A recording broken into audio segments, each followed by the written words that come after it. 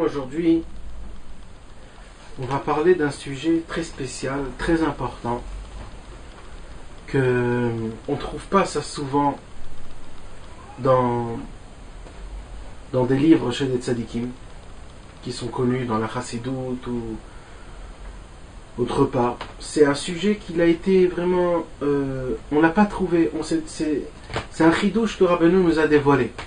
C'est-à-dire, ça a été mentionné dans plusieurs endroits, mais ça a été mentionné comme juste quelque chose comme ça qui est en plus.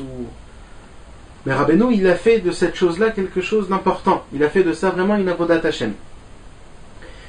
Et c'est quoi cette chose-là? Cette chose-là s'appelle le soupir. De soupirer. Alors d'abord, on va expliquer comment ça se passe.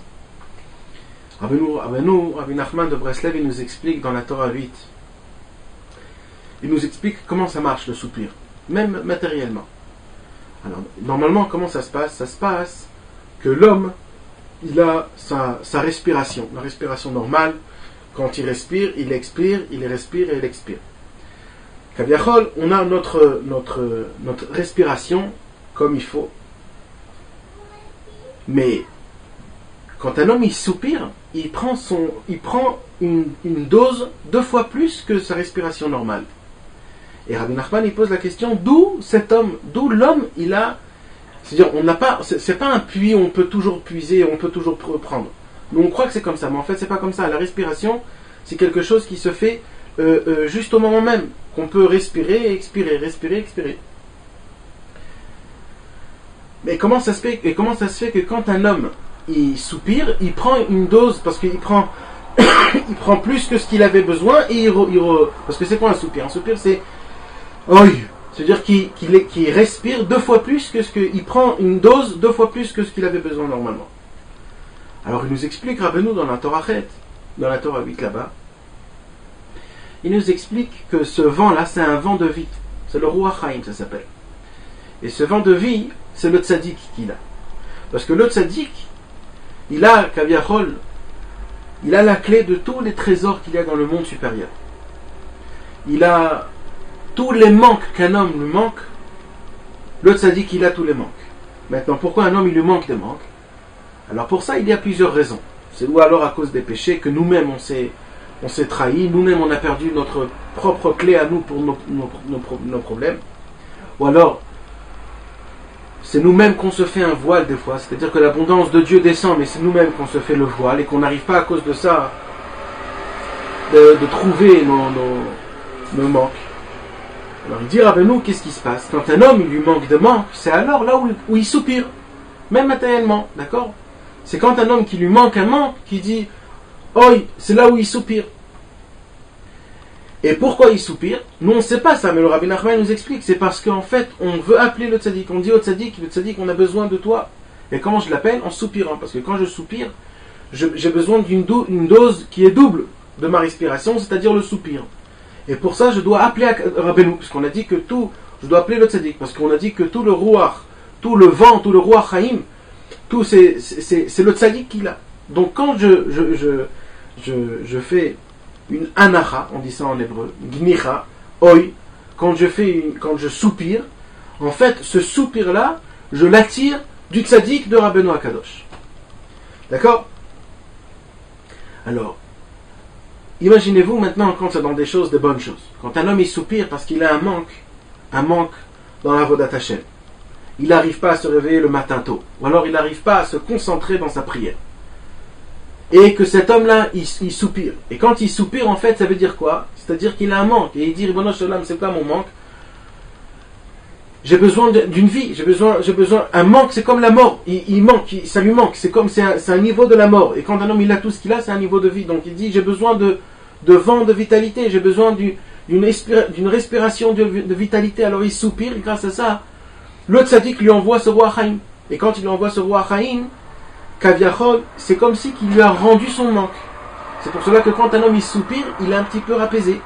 Il se sent un peu mieux, même s'il n'a pas eu encore son manque complètement, mais c'est un apaisement, c'est un vent de vie qui vient pour consoler et rapaiser la personne. Maintenant, il dit Rabbeinu, il nous explique, maintenant, quand un homme, il a, c'est pareil, c'est cette même chose, mais dans l'impureté, chas v'shalom, que c'est un manque d'impureté, il soupire parce qu'il n'arrive pas à atteindre cette ta'ava-là, ou alors il soupire parce qu'il n'arrive pas à faire de l'argent, ou des choses qui ne sont pas faites de ce monde-ci. Alors là, imaginez-vous, c'est très très grave. Pourquoi ? Parce que maintenant, on a dit que tous les soupirs, c'est-à-dire la dose double qu'on reçoit de respiration, on la prend du tzaddik, c'est le vent, le roi Chaim. Mais maintenant, qu'est-ce qu'on fait ? Ça veut dire, on appelle le tzaddik et on lui dit, tzaddik, envoie-moi du roi Chaim, envoie de la vie dans mes ta'avot. Et ça, c'est vraiment très très grave. Ça veut dire qu'on utilise le tzaddik pour nos désirs à nous personnels. Et des désirs qui ne sont pas bien, que le tzaddik lui-même nous a dit qu'il faut vraiment se... Donc c'est vraiment très très grave quand un homme il soupire dans des choses qui ne sont pas bien. On raconte par exemple que Rabbi Nachman de Breslev, parce que c'est écrit dans la Gemara, parce qu'aujourd'hui, Kaviachol, nous on ne sait pas ce que c'est un vrai soupir. Nous on soupire aujourd'hui pour chaque chose. Il nous manque un verre d'eau, on a pris une pièce à cause d'une autre pièce, quelque chose est tombé, vraiment un tout petit peu d'un tout petit peu, qui se passe quelque chose sur nous, tout de suite on commence à galérer et on commence à soupirer parce que pour nous c'est un grand problème et c'est devenu quelque chose de... Alors imaginez-vous, la Gemara elle nous dit que c'est quoi le vrai soupir. Le vrai soupir quand un homme il a un malheur et qu'il soupire vraiment, ce soupir-là, parce que c'est ce qu'on a expliqué, il prend une dose double de sa respiration, ça veut dire il lui prend de sa vie, c'est-à-dire il prend une vie, vraiment de la vie de quelque part. Et à cause de ça, il a un manque de vie tout de suite après. Et la Gemara elle dit que quand un homme il soupire, le soupir peut lui briser tout son corps. Et ça prend du temps avant qu'il commence à se remettre. Ça prend du temps. Et on raconte donc que Rabbi Noah Akadosh, Rabbi Nachman de Breslev, quand il était tout petit, il voulait accomplir ça. Un achash over et gufo shel adam. Il voulait accomplir, il voulait soupirer des soupirs, que ces soupirs-là brisaient son corps. Et il faisait des soupirs un après l'autre. Il disait il essayait de faire des soupirs très forts. Jusqu'à qu'un jour il a fait un soupir tellement fort qu'après il ne pouvait plus bouger. Pendant 1 heure jusqu'à qu'il se remettait, juste après il pouvait se remettre. Et depuis, après, Rabbeinu, à chaque fois qu'il faisait un soupir, eh ben, tout de suite, il ne pouvait pas bouger pendant 1 heure. Tellement que ces soupirs, c'était des soupirs qui étaient très forts et qui vraiment, il le brisaient. Et depuis Rabbeinu Akadosh, il nous a expliqué, il nous a dit, c'est simple, c'est très très important d'avoir toujours des soupirs dans la sainteté. Qu'un homme il puisse soupirer, pourquoi j'ai pas le mérite de faire ça, et de dire, oi, c'est un soupir. Parce qu'il y a des gens qui croient que oi, c'est un cri, mais en fait c'est aussi un soupir. Quand un homme il soupire et qu'il dit, aïe, tout ça ce sont des soupirs et c'est des choses qui sont très importantes. On va lire maintenant Bezrat Hashem dans plusieurs Torot que Rabbeinu il nous a mentionné, qui nous a dit dans le Likutei Moharan, les très bonnes choses qui se font quand un homme il soupire. Alors d'abord déjà on va nous expliquer déjà ce qu'il y a écrit là-bas dans la Torah 8, d'accord ? Alors, il y a écrit comme ça. Anacha viginucha shelisha israeli. Quand un homme il soupire, alors quand un homme il fait des voix comme de soupir, tout ce qui est des gnicha, ce sont des sortes de soupirs. Ou yakar me'od. Rabbeinu nous explique que c'est très très cher devant Dieu. C'est quelque chose de très très important. Parce que sans qu'on le sache, quand un homme il soupire, grâce à ça, il remplit tous ses manques. Mais maintenant, comment on remplit nos manques à nous? C'est pas stam comme ça en soupirant. Maintenant, chaque goy ou alors des gens stam comme ça, ils vont commencer à soupirer. Ça remplit aucun manque. Le mec, il soupire parce qu'il lui manque de l'argent. Maintenant qu'il a soupiré, il lui manque toujours son argent. Maintenant, il nous dit, Rabbeinu, ben non, en vérité, quand un homme il soupire, son manque est maintenant parfait. Il n'a plus de manque. Mais comment ça se passe? Alors il nous explique. Là, il y a une seule condition. Une seule condition, que quand un homme il soupire, que grâce à son soupir, c'est que son chisaron, son manque a été rempli. C'est une seule condition, c'est quoi? Ki im aliede itkarvut la tzadik shuara va'emet shabador. Que celui qui est proche du tzaddik authentique de la génération. Celui, pourquoi? C'est parce qu'on a expliqué tout à l'heure. Pourquoi? Parce que son soupir, c'est ce que Rabbi Nachman il a posé la question, d'où la personne elle reçoit une dose double de son respiration. Alors chacun il reçoit de quelque part. Celui qui est attaché du tzaddik, il reçoit du tzaddik. Et celui qui reçoit le Ruach Haïm du tzaddik, son manque est accompli. C'est-à-dire son manque est complété. Et la personne, quand il soupire, et ben le tzaddik, en faisant le Ruach Haïm, le tzaddik, il le mashlim, il le complète son manque. Et ça, c'est grâce à la hanacha, c'est grâce au soupir. Quand un homme il soupire, là on parle surtout dans la Avodat Hashem, quand un homme à chaque fois il soupire, alors grâce à ça, ce qu'il a fait quand il a soupiré, il a pris une dose de vent, et ce dose de vent là, ça vient du vent de la vie. Le Ruach Haïm, on l'a pris du tzaddik. Maintenant il y a des gens qui sont attachés à des autres personnes, que ce Ruach Haïm là, il le prend de ces autres personnes. Il y a des Rechaïm, et eux ils prennent leur Ruach Haïm des Ta'avot, des endroits qui sont pas bien. C'est là où l'homme il est attaché, de là-bas il prend son Ruach Haïm.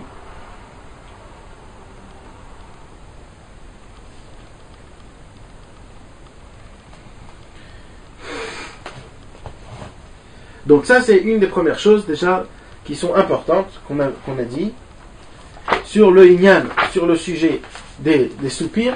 C'est tout ça ce qu'il y a écrit dans la Torah 8. D'accord? Donc ça c'est ce qu'il y a écrit dans la Torah 8.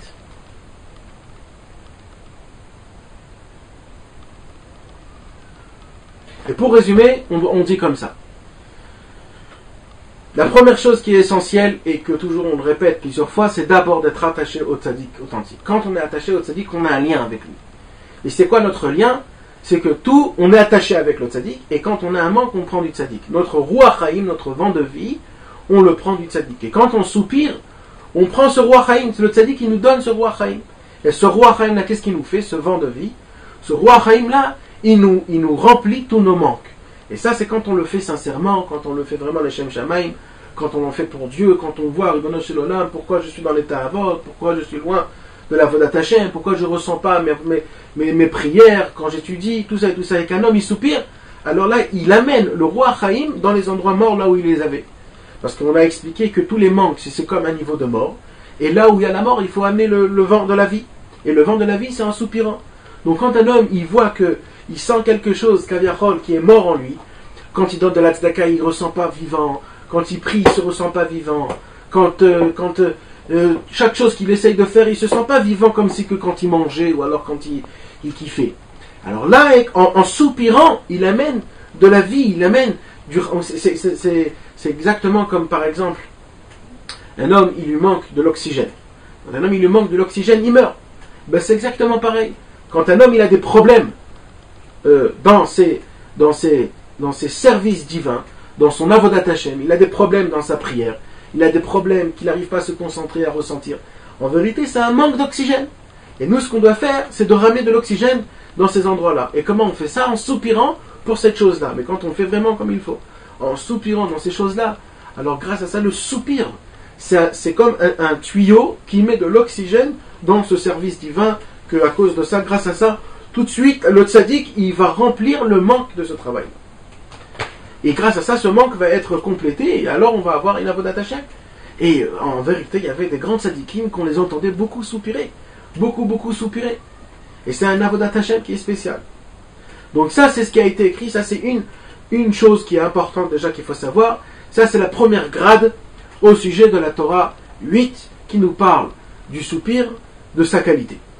La qualité que grâce au soupir, on arrive à amener de l'oxygène dans des endroits où il n'y avait pas d'oxygène, c'est-à-dire de ramener la vie aux choses mortes, dans nos choses personnelles. Maintenant, dans la Torah 108, la Torah Koufret, là-bas aussi, il nous parle de quelque chose de très très spécial. Et on va voir c'est quoi la grandeur d'un soupir. Rabbeinu, là-bas, il nous parle, il nous dit que chez Adam, il fallait le caroub. Des fois, un homme, Rabbeinu, il a pris un exemple sur la prière. Quand un homme, il arrive à prier comme il faut, et qu'il prie vraiment avec concentration, et qu'il se sent comme il faut. Ça, c'est un exemple. Mais on prend un exemple général. On va dire, quand un homme, tout va bien dans sa vie. Ça veut dire qu'à on parle spirituellement, Kamouvan.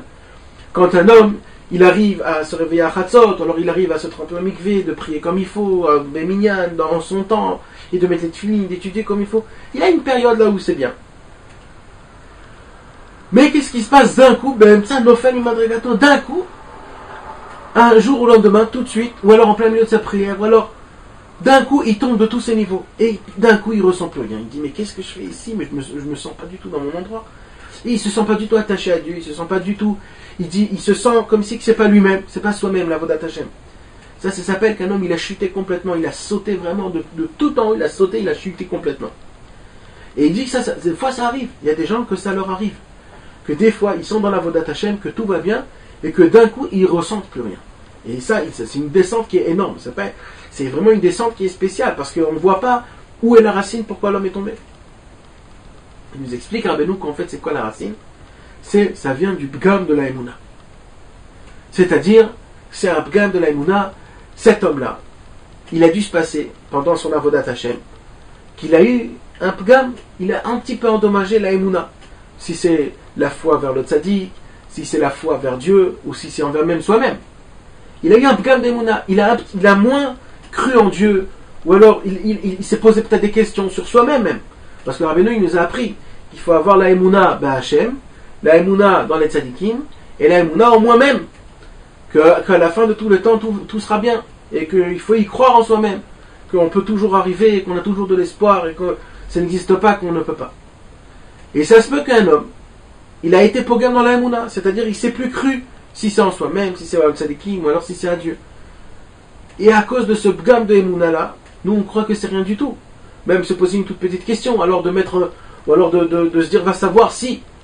Et bien même ce petit truc là, ça a fait que la personne, elle marchait là où elle marchait très très très haut, et il a trébuché, et quand il a trébuché, il n'est pas tombé par terre, il est tombé de très très très très très haut, très très bas. Et il est tombé. Et il dit Rabbeinu que cette chute-là, plus tu tombes vite. Donc cette chute-là, ça l'a fait faire trébucher complètement, et c'est très dur de se réveiller d'une chute pareille. C'est très très très dur. Et il dit Rabbeinu, pour ça, qu'est-ce qu'il faut faire? Il n'y a rien à faire.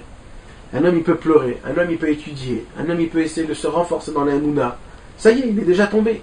Ça ne peut plus lui aider. Ça l'a fait faire déjà trébucher. La chose ça s'est déjà passé. Avant peut-être ça aurait lui aidé, mais maintenant ça y est, il est déjà tombé. Donc tout ça, il dit Rabbeinu, ça ne peut pas l'aider. Mais il y a une chose vraiment que ça peut l'aider, c'est quoi? Il dit Rabbeinu, il dit Rabbeinu, il faut briser son cœur dans soi-même. Et il faut qu'il a honte de soi-même, que de là où il était et là où il est maintenant, jusqu'à où il est tombé, qu'il est tombé du ciel à la terre. Et il faut qu'il aille pitié de soi-même.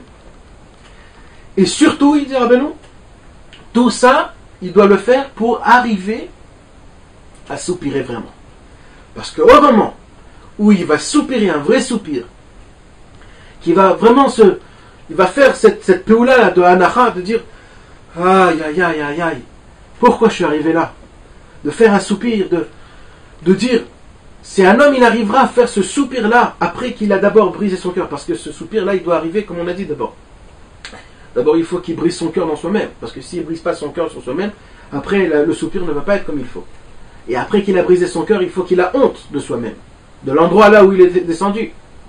Et c'est à ce moment-là même où il va avoir tellement honte de soi-même que alors le soupir, il va être un soupir énorme. Et ce soupir-là, c'est ça qui va tout faire en vérité. Donc imaginez-vous, Rabbeinu il nous dit là quelque chose de très très grand. Il nous dit que des fois, à cause d'un bgam de Emouna, on peut chuter dans des endroits qui sont très hauts. Parce que là on parle d'un homme que tout va bien, mais imaginez-vous déjà un homme que pas tout va bien. Et qu'un homme il est déjà bas. Et qui tombe dans le bgam d'Emouna quand ça chute, quand lui il chute dans l'enfer infini. Et ça c'est encore plus grave, quand un homme il est dans l'enfer infini, qu'il a chuté déjà à cause du bgam d'Emouna, et que Rabbeinu il nous dit que rien ne peut lui aider.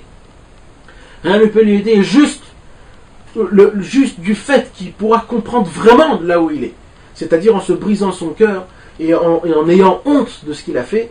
Alors grâce à ça, quand il fera un soupir, ce soupir-là va l'amener dans l'endroit là, va le ramener à la vie. Parce qu'on a expliqué que le soupir, c'est l'oxygène dans les endroits morts. C'est de remettre la vie à la mort. la mort, c'est dans les endroits qui sont morts de remettre la vie. C'est ça le soupir. Le soupir, c'est vraiment la triatamitim. C'est vraiment une triatamitim.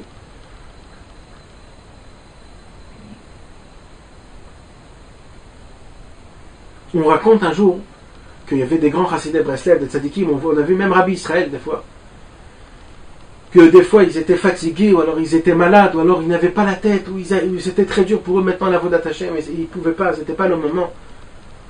Ils étaient allongés dans leur lit, et ils faisaient des soupirs après des soupirs, des soupirs après des soupirs, des soupirs après des soupirs. Tellement c'est important, parce que c'est ça qui ramène la vie, quand un homme il est complètement immobilisé, qui ne peut rien faire, il a la tête à rien, il se sent complètement déconnecté de tout, et qu'il n'arrive pas à faire ce qu'il a envie de faire, et que tout ça c'est un manque d'oxygène, c'est un manque de vie. Le soupir, en étant attaché à Kadosh Baruch Hu et à Rabbeinu, parce qu'on a dit que le roi Chaim, quand on est attaché à Rabbeinu, on l'attire de Rabbeinu. Alors grâce à ça, c'est un vent de vie, et en faisant des soupirs après des soupirs, tu verras que l'homme d'un coup il se réveille, d'un coup il a cette force, d'un coup il se sent vivant. Donc c'est ça la force. Ça c'est ce qui a été écrit dans la Torah Koufret. Maintenant la Torah qui est juste après la Torah 109. Là-bas il nous explique quelque chose de très très important.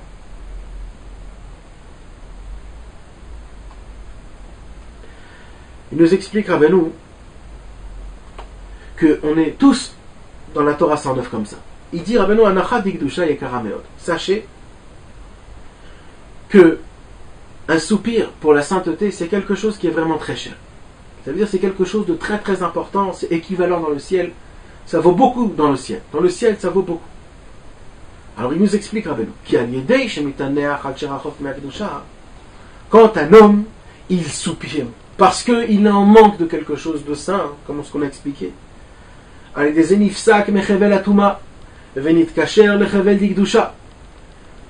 Il nous explique, Rabbeinu, qu'on est tous liés dans le ciel par rapport à nos ta'avot, on est liés, on a des liens, on a tous des liens, mis à part les liens qui sont très sains. Je parle des liens qui sont parfois un peu plus bas, c'est-à-dire, quand par exemple, quelqu'un, il est habitué par exemple chaque matin de boire un café, et bien cet homme-là, il a un lien spécial, dans un monde spécial, où lui-même il s'est fait, comme on va dire, une corde, qu'il est attaché à ça, que chaque matin il se réveille, il a besoin de boire son café. Ça c'est un lien spécial. Et quand un homme, par exemple, il est habitué de manger un manger spécial ou un plat spécial, alors quand il aime des plats spéciaux, c'est qu'il est attaché à toutes ces choses-là. Et entre parenthèses, c'est vraiment entre parenthèses, c'est la raison aussi pour laquelle il y a écrit dans la Gemara que c'est ça la différence entre un tzaddik et un rachat quand il meurt. Le tzaddik, quand il meurt, pour enlever la neshama de son corps, c'est comme si qu'on prend, la Gemara elle dit, un cheveu d'un verre de lait. C'est rien du tout. Tu prends, tu le fais sortir.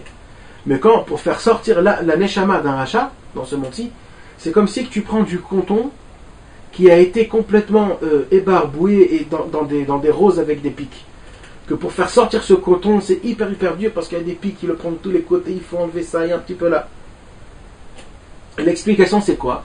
C'est que l'autre tzaddik, lui déjà de son vivant, il n'avait rien de lien dans ce monde-ci. Il avait déjà brisé ses tavot, il vivait un vide déjà d'avodat Hashem. Donc pour lui de monter dans le ciel, c'est pareil. Il vivait déjà en haut, en bas comme c'était en haut. Mais un rachat que lui, il avait déjà tellement d'habitude. Il avait l'habitude de sa voiture, de sa maison, de son parfum, de ses habits, de ses manger, de ses plats, de tout ça. Alors imaginez-vous, maintenant il meurt, il monte dans un monde où il n'y a rien de tout ça. Alors pour lui, il se sent complètement à l'intérieur, à l'extérieur. Et c'est ça, c'est parce que lui, il a été lié avec des choses de ce monde-ci. Mais l'autre tzaddik, maintenant on enlève les parenthèses et on revient dans ce qu'on veut expliquer. Ce qu'on veut expliquer, c'est que chacun on a des liens. Maintenant il nous explique, Rabbeinu, que chaque mauvais lien qu'on a dans ce monde-ci, on est attaché en général dans une grande corde, que cette corde c'est la corde de la Touma. Et plus, ça veut dire, c'est pour cela que quand un homme il fait des péchés, après toujours il refera encore ces mêmes péchés, il fera encore des mêmes péchés. C'est une habitude pour lui. Pourquoi? Parce qu'il reçoit de la corde du tsinor, du tuyau de la Touma, parce qu'il est lié avec. Il est attaché, il s'est attaché à lui-même. Et il dit Rabbeinu, et c'est très dur. Pourquoi? Parce que pour se détacher de ça, il faut se détacher et s'attacher à la révèle de la Gdusha, à la corde. Il faut être attaché à la corde de la sainteté pour recevoir de là-bas l'abondance saint. Et ça c'est dur. Comment on le fait? Alors il nous explique Rabbeinu dans cette Torah, la Torah 109. Il nous dit Rabbeinu quelque chose de très grand, très spécial. il nous dit que quand un homme il soupire, parce qu'il est en manque de Gdusha, grâce à ça, ce soupir, qu'est-ce qu'il fait? Il se détache de la corde de la Touma, il se détache de la révèle de la Touma, et grâce à ça, il s'attache à la révèle de la Gdusha. Et alors, ça sera beaucoup plus facile pour lui de demander des choses qui sont importantes, et de vouloir des choses qui sont saintes, et de pas avoir des envies très très grandes dans la sainteté, dans les choses qui sont impures. Ça, c'est grâce à la Hanacha du Bigdusha. Donc imaginez-vous ça, quelle aide c'est. C'est vraiment une aide qui est vraiment importante. Quand un homme il soupire, à chaque fois qu'un homme il fait une avéra, il faut que tout de suite il soupire. Pourquoi? Parce qu'après qu'il soupire tout de suite, pas qu'il s'attache à cette corde d'impureté. Parce que si après il soupire pas aussi, il fait pas de tchouva, il est toujours attaché à cette corde. Et il prend le goût à la fin, il croit que c'est là-bas sa maison. À chaque fois qu'un homme il fait une avéra, il est obligé tout de suite de faire des anachas et de soupirer. Pourquoi j'ai fait ça? Il soupire, oi, de dire, aïe, pourquoi j'ai fait ça? Et en faisant ça, il se détache de cette corde et comme ça il peut retourner dans la corde de la sainteté. Et imaginez-vous, il dit Rabbeinu, dans cette même Torah, imaginez-vous, il dit Rabbeinu, vous savez qu'est-ce que c'est quoi la grandeur du soupir? Il dit Rabbeinu, le soupir qu'un homme il soupire à cause qu'il a fait des péchés ou alors à cause qu'il n'arrive pas à monter dans des niveaux élevés. Il dit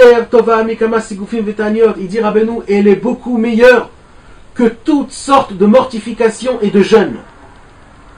Aujourd'hui, il y a des gens qui aiment beaucoup de faire des jeûnes un jour après un autre jour et des semaines, et de se mortifier, de y aller dans des endroits et se mortifier et de faire des choses, je ne veux même pas y dire. Et bien il dit Rabbeinu, quand un homme il fait un vrai soupir, c'est-à-dire qu'il ressent vraiment le malheur, il se ressent aussi mal, il se sent pourquoi j'ai fait des choses comme ça, pourquoi je n'arrive pas à monter. Il dit Rabbeinu, un seul soupir, il est équivalent à plusieurs mortifications et plusieurs jeûnes.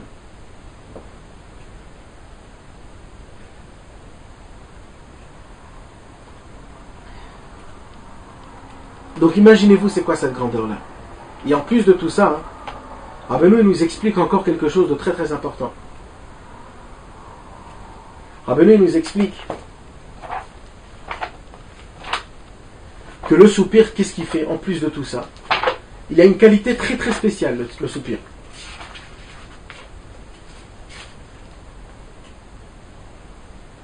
Rabbeinu nous explique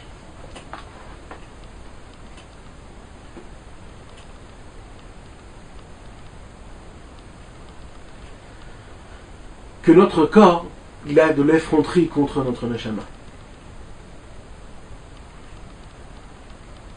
C'est-à-dire notre corps, il n'a pas honte.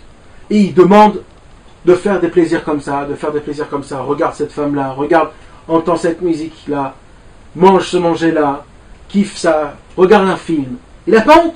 Il nous déclare nos désirs, il nous dit regarde ça, fais ça, c'est bien. Parce que ce corps-là, il a de l'effronterie. Et il dit Rabbeinu, et c'est à cause de cette effronterie-là que nous, on se la joue notre neshama kaviachol. Elle se sent tellement horrible par rapport à ce corps-là, qu'elle baisse la tête et que nous, on fait ce qu'on fait.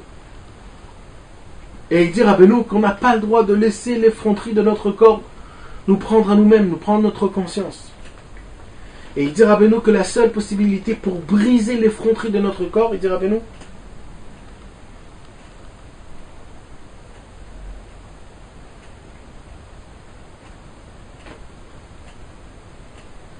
c'est en soupirant et en criant envers Dieu.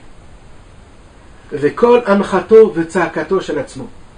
dit Rabbeinu parce que pourquoi des fois on voit que le soupir ne fait pas de l'effet tout de suite? Parce que le soupir ne fait pas l'effet tout de suite parce qu'en vérité on soupire extérieurement. On ne ressent pas notre soupir dedans vraiment. C'est pour cela que des fois il faut soupirer un après l'autre, une fois après une fois. Comme ça, de faire encore une fois, et encore, et de soupirer. Comme ça, jusqu'à qu'on va entendre, nous-mêmes, on va faire attention. Mais je soupire, et pourquoi je soupire? Parce que mon corps, il est complètement, il a de l'effronterie contre moi, et il est contre moi, il essaye, il me dit, il m'oblige de faire des ta'avot. Et il dit, Rabbeinu, c'est que comme ça qu'on pourra briser notre effronterie de notre corps. C'est quand notre corps lui-même, il va entendre le soupir qu'on soupire. Parce que c'est écrit que le soupir, on a dit dans la Gemara, c'est écrit que le soupir brise le corps de l'homme. Et pourquoi on le voit vraiment que ça ne nous brise pas? Parce que notre corps n'entend pas le soupir. On le fait vraiment extérieurement. Il faut faire un soupir que même notre corps puisse entendre le soupir.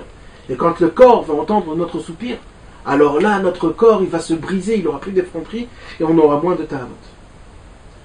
Ça, c'est quelque chose de vraiment qu'il faut savoir et que c'est important. Et il dit Rabbeinu en plus que celui qui fait un soupir dans la Torah 56, alors grâce à ça, la personne, elle devient une nouvelle création. Parce qu'on a dit, c'est compréhensible, c'est logique là, tout ce qu'on a expliqué. On a déjà expliqué que d'où ça vient là. C'est de l'oxygène qu'on prend du tzaddik. Donc c'est vraiment un vent de vie. C'est vraiment un vent de vie.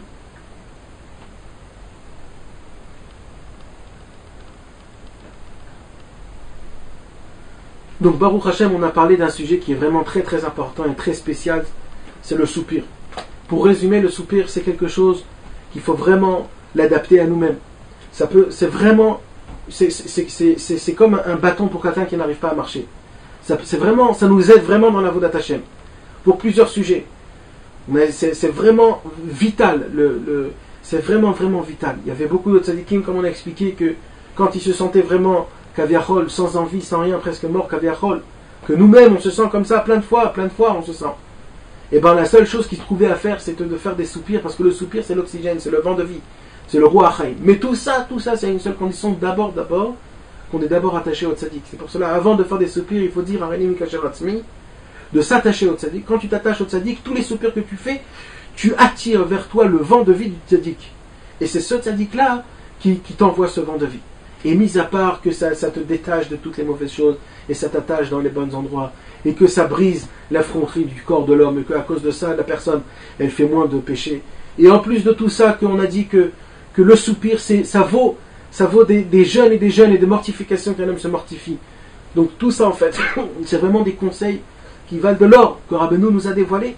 Et on voit que c'est vraiment un conseil qu'on ne voit pas chez les autres tzadikim. On voit que les autres tzadikim, je ne sais pas s'ils en ont parlé. Ils n'ont pas en parlé des choses comme ça. On a vu nulle part des tzadikim qui parlent au sujet de ça. Et Rabbeinu, il est venu nous a fait rentrer. Et ça, c'est une des choses qui sont très importantes à l'essentiel de Rabbeinu Akadosh. Alors, Bemet, Iratson, j'espère que Dieu va nous donner assez de force et de pitié, de bonté, qu'on puisse vraiment accomplir ça. Et l'essentiel, surtout, que notre corps puisse entendre vraiment le soupir, qu'on soupire pour que ce soupir-là puisse briser notre corps et que notre neshama soit forte et que tout se passe comme il faut. Amen, v'amen. Retrouvez les cours des Chavirim Nanar sur le site du Keren Rabbi Israël, nachmanneumann.com.